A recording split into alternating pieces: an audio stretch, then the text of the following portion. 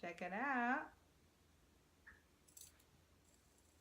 Actually quite overly stimulating. Use my finger. It goes slower, but it becomes more useful to me because then I can talk to you and not have to look at it, which is what we're going to talk about today.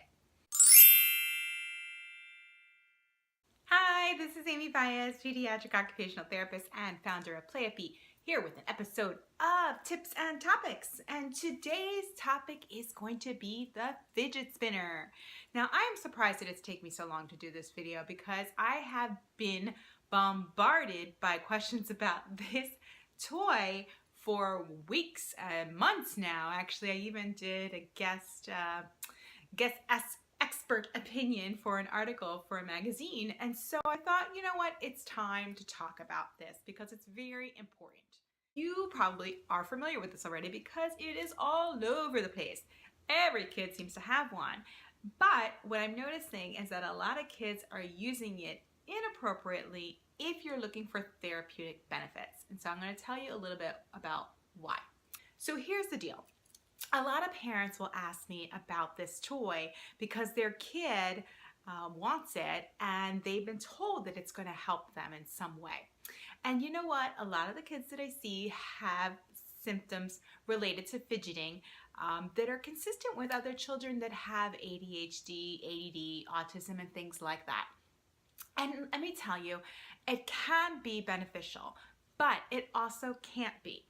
And won't be unless you're using it as a tool instead of a toy. And so I want to talk a little bit about what that means. Well, if you think about using a toy versus a tool, when you're using tools, say a hammer and a nail, you do not look at the hammer while you are using it to nail a nail into a wall, right? You look at the nail. So you have to think about the fidget spinner in the same way. If you are spending your time looking at it, then you are more using it as a toy. But if while you're talking, for example, and you are using it to maintain your focus, and you're able to still look at someone and keep attention while using it, then it's different, and then you're using it as a tool. And that is the big difference there. The idea of a fidget toy is often recommended by therapists, and what we do is we recommend objects for children to hold if they are fidgeters. Now, I'm a fidgeter, I have to admit. I sometimes fidget, and I might use something to help myself release some stress, just to concentrate, maybe to alert my system. There's different purposes for why you might fidget.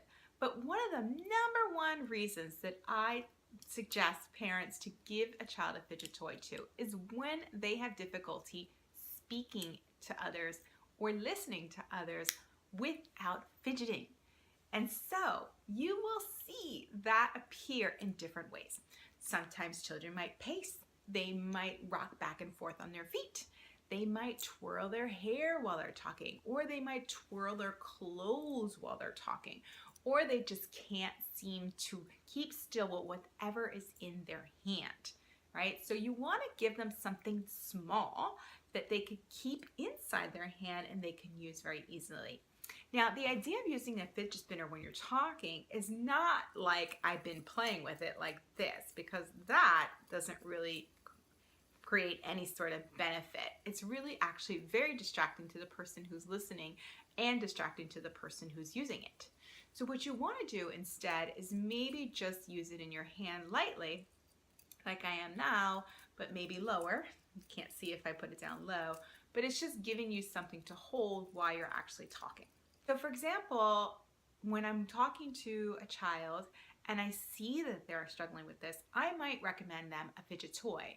Now, it doesn't have to be a fidget spinner.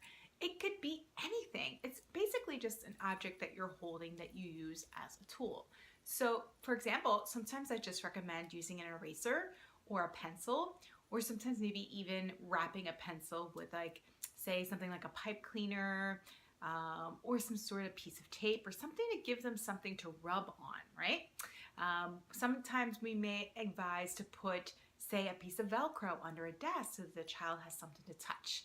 So the idea is basically to give them an opportunity to have movement involved in their speech, but not be distracting to others. And what happens with this is that it often becomes very distracting to others. Of course it does. It's very stimulating, right?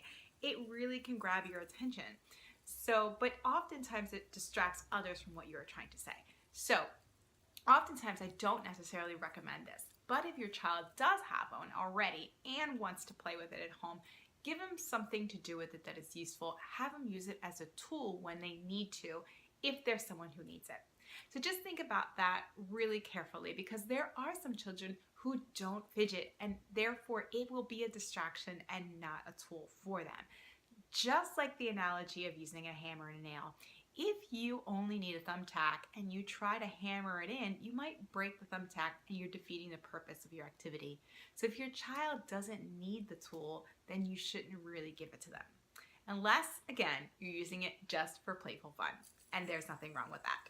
So that is your tip for today. Remember to use your fidget spinner as a tool and not so much as a toy when you want therapeutic benefits. I hope you find this tip helpful. If you'd like more information about different tips and playful solutions, you can check us out at playapy.com, and you can also subscribe to this channel. So until the next video, I hope you have a playful day. See you soon.